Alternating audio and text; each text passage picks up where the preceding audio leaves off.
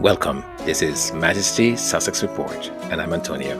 Thank you for spending some of your valuable time here with us. And happy Valentine's Day. This is an interview that was conducted by Omar Sachedina, who is the chief anchor and correspondent of CTV News. The interview is quite, in many sense, an intimate conversation with Prince Harry about Invictus Games and the impact it has on the veteran community, the importance of it, and the legacy that it has started to build. We gather here in Vancouver in a spirit of unity, a spirit of fortitude and perseverance that can never be defeated. Warriors, unite.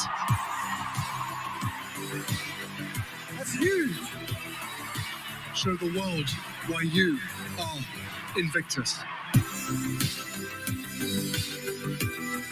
Prince Harry and the Canadian Heroes.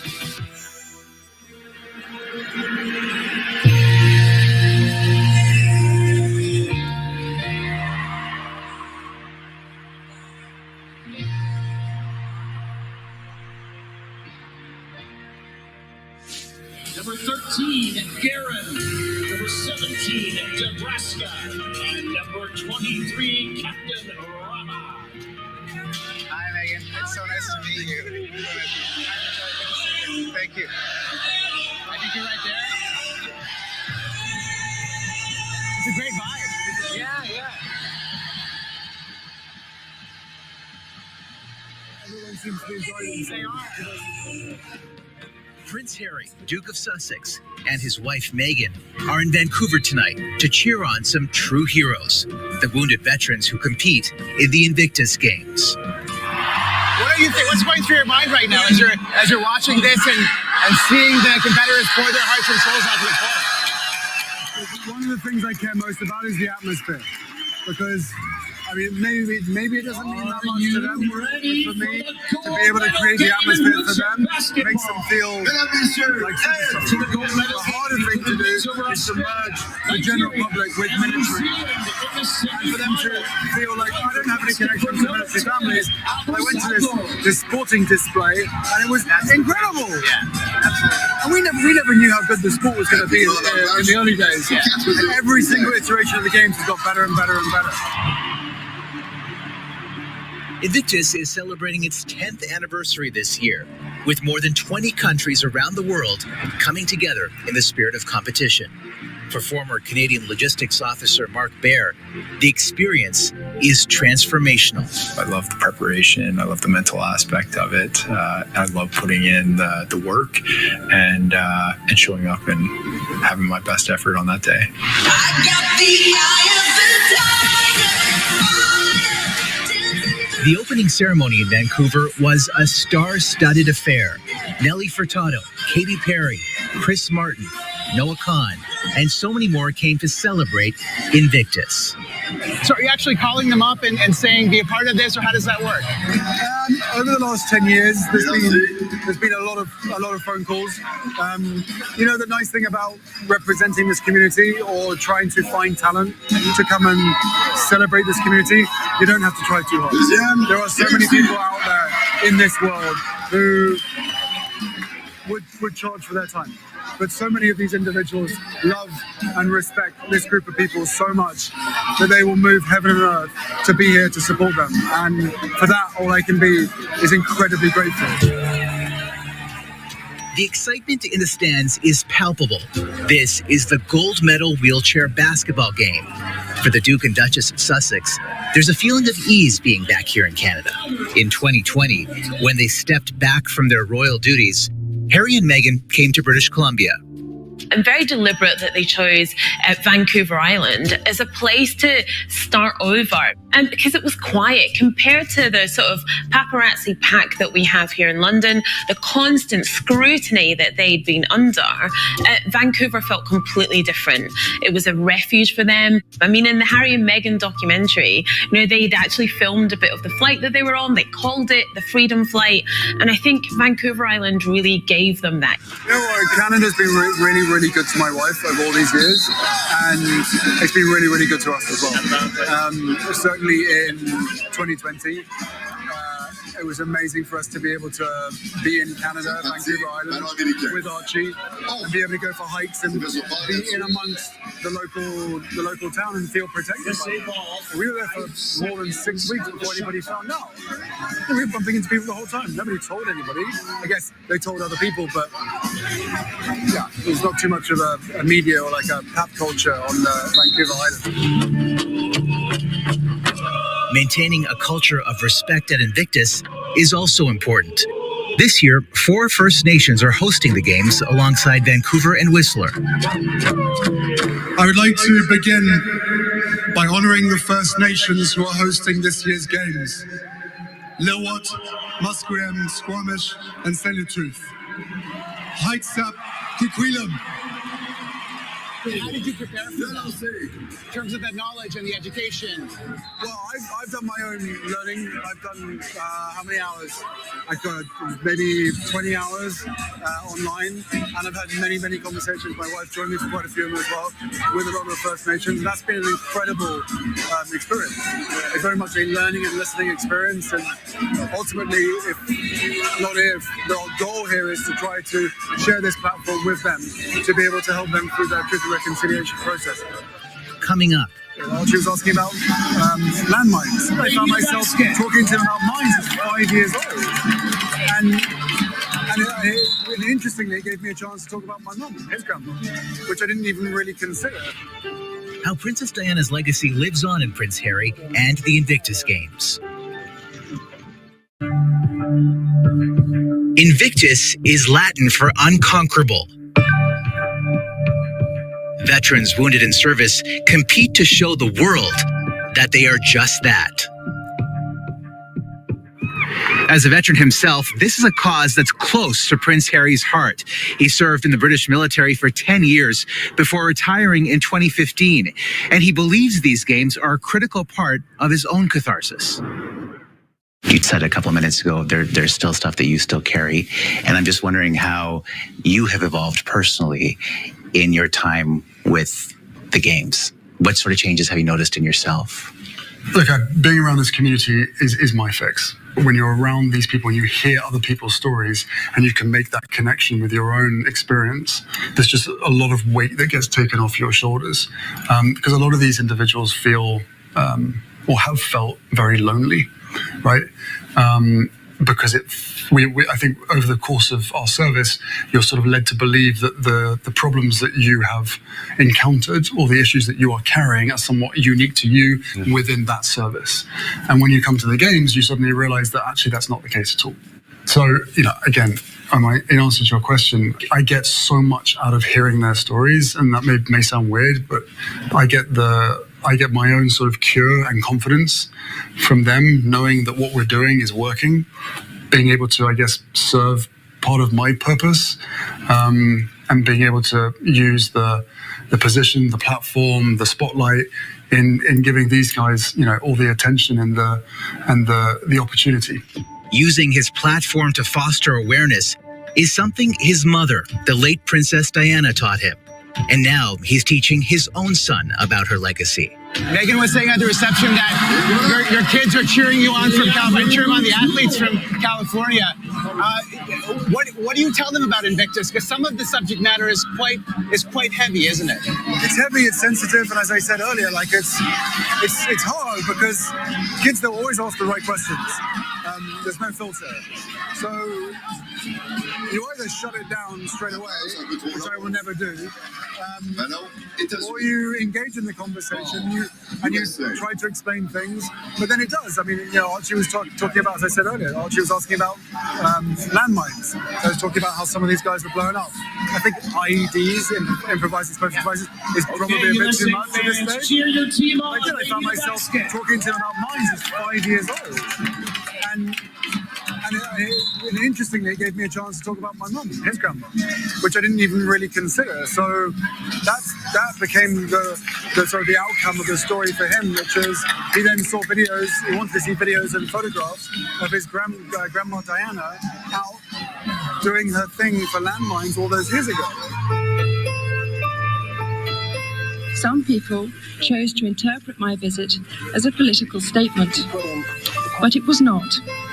I am not a political figure, and as I said at the time, and I'd like to reiterate now, my interests are humanitarian. May there be no doubt that Prince Harry is certainly carrying on the legacy of his late mom, Princess Diana. An incredible legacy, and I am 100% sure that she is so very proud of him and everything that he's done thus far. I'd like to take this opportunity also to say a big thank you to everyone who has been supporting this channel.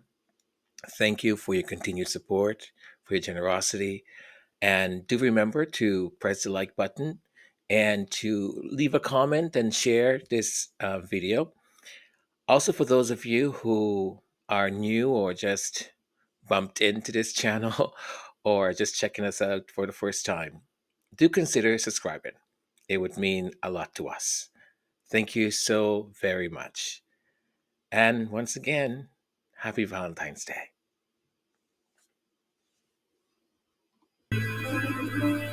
I think it's really clear that the legacy of Princess Diana has definitely influenced Harry in his working life.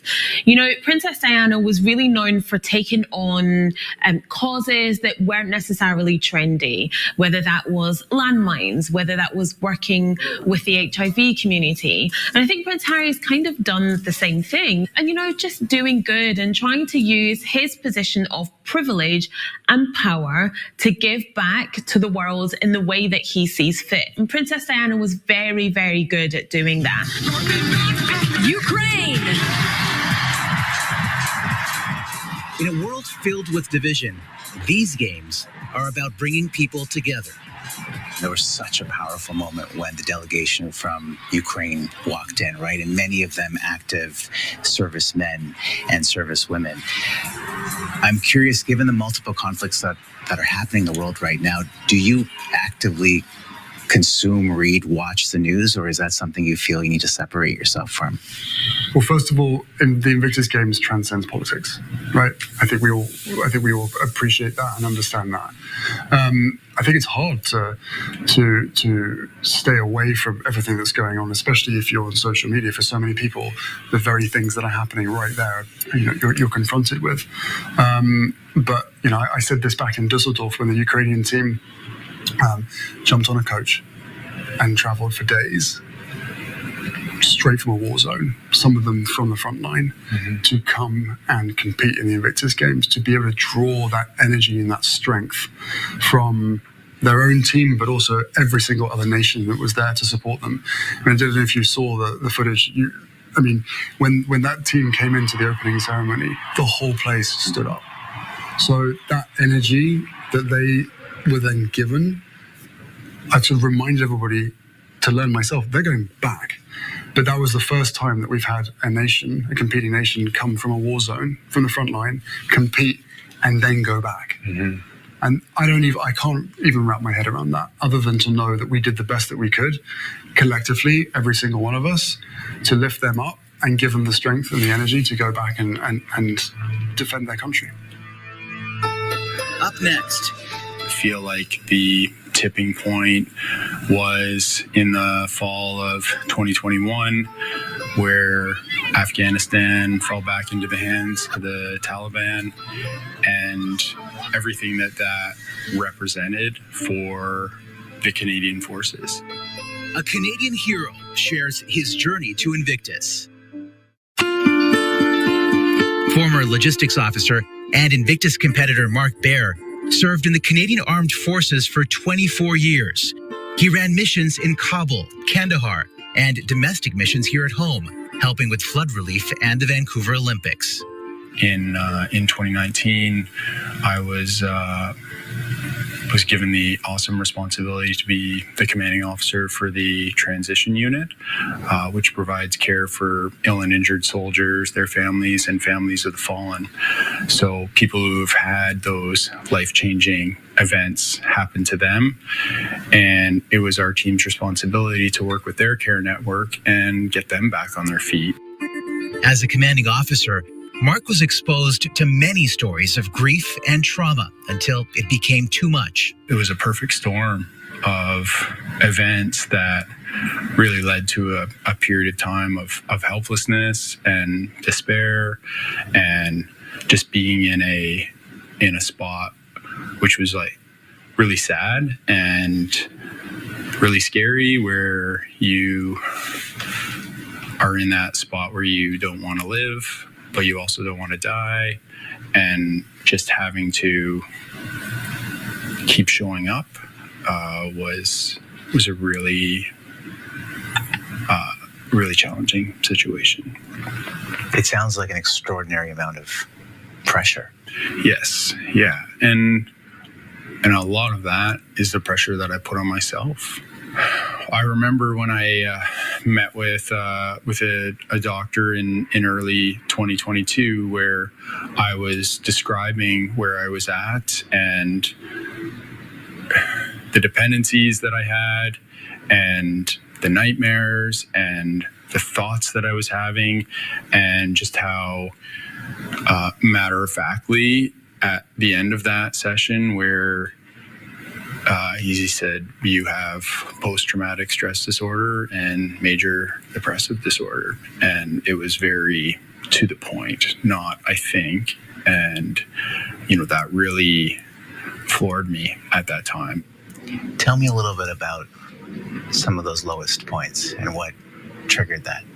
I feel like the tipping point was in the fall of 2021, where Afghanistan fell back into the hands of the Taliban, and everything that represented for the Canadian Forces. The decades of blood, sweat, and tears, and lives lost, and lives changed forever. At this point, Prince Harry, who also served in Afghanistan, joins our conversation. Mark was telling me earlier on about how the games have opened the door to having a conversation with your own family. Tell me when you first told them about what you were going through. Yeah, the games really gave me that platform. So, from the time that I left the military in 2022, I put the work in through therapy for a year, and I made progress, but I was still kind of stuck because I was very isolated, and there's very few people that knew what I was carrying. And through the opportunity that I received through the Invictus Games on Team Canada, it became a conversation starter for me, and that has been incredibly powerful to be able to open up. My wife and kids have been beside me every step of the way, and when I talk about the conditions that I put on my worth, it's absolutely unconditional love from them. And my kids, I'm sure they could sense something was different. My wife knew what was going on. She was with me throughout the whole process, and that's what kept me going, is that they deserved it. They deserve to have a dad, deserve to have a husband that showed up for them, and that's why I put the work in. It was really tough, some really challenging rounds of therapy, but I committed to it. When you hear stories like this, you must get quite emotional. No, I do. It works. I guess is the biggest thing here. It's not necessarily a surprise. You know, you hear it from both sides. At least I have for the last 10 years. You hear it from the families where they're like, "Thank you so much to the games. Thank you for giving me my husband back. Thank you for giving me my dad back." And then you ask some further questions, and it's like, "Well, we didn't know that he was carrying this or she was carrying this," and it's amazing because I think for so many of us, both in the services, but also within civilian life, we're carrying around stuff, right?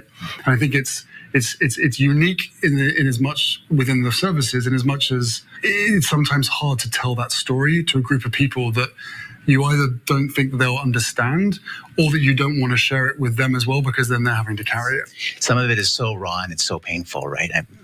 How do you find the strength to keep listening? Because in Mark's experience, he was saying that as a commanding officer, he was in a position of leadership. People were coming to him, and at a certain point, it got too much. He just couldn't process it. That's a good question. Well, I do my own therapy to start with. I think it's really important, like for everything that we take on as individuals trying to help other people, that you also need to find a place to be able to sort of relieve that pressure on yourself. But I try to give some advice.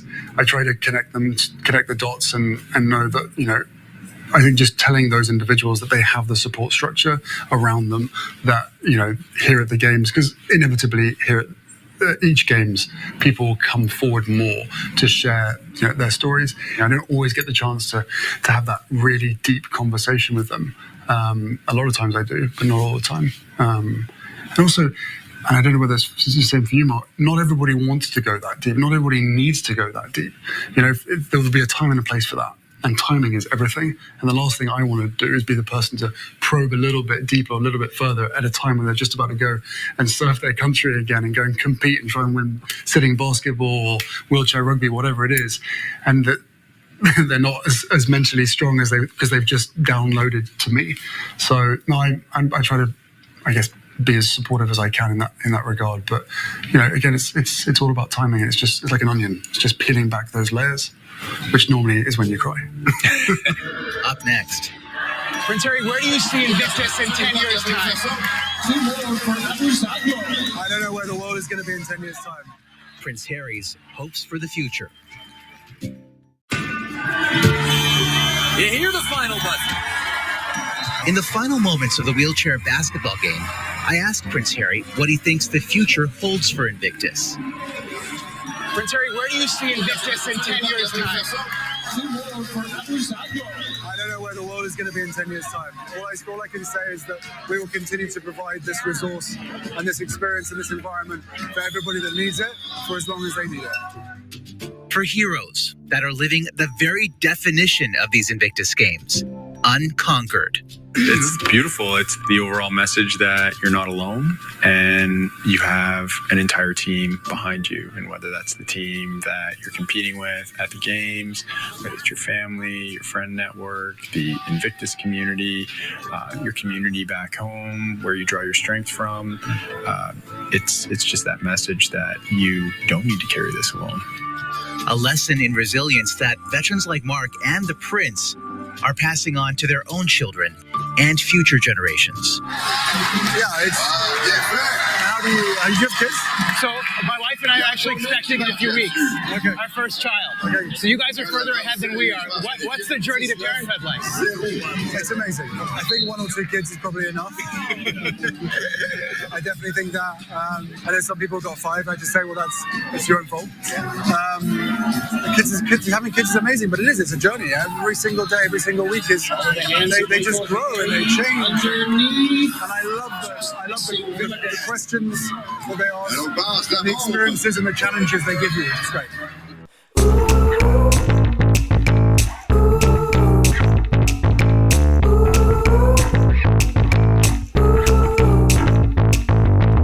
Can't stop it, can't handle it, can't fight it, don't hide it, just ignite it. Everywhere I go, people stopping.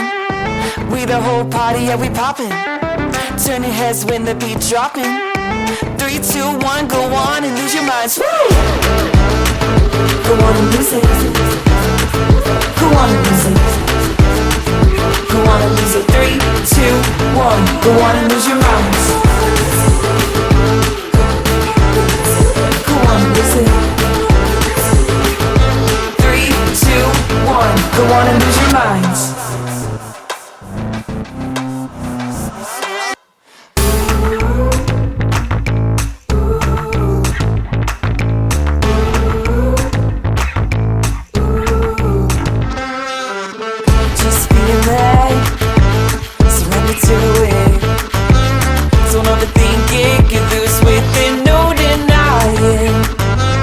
Everywhere I go, people stopping. We the whole party, yeah, we popping. Turning heads when the beat dropping. 3, 2, 1, go on and lose your minds. Woo! Go on and lose it. Go on and lose it. Go on and lose it. 3, 2, 1, go on and lose your minds. Go on and lose it.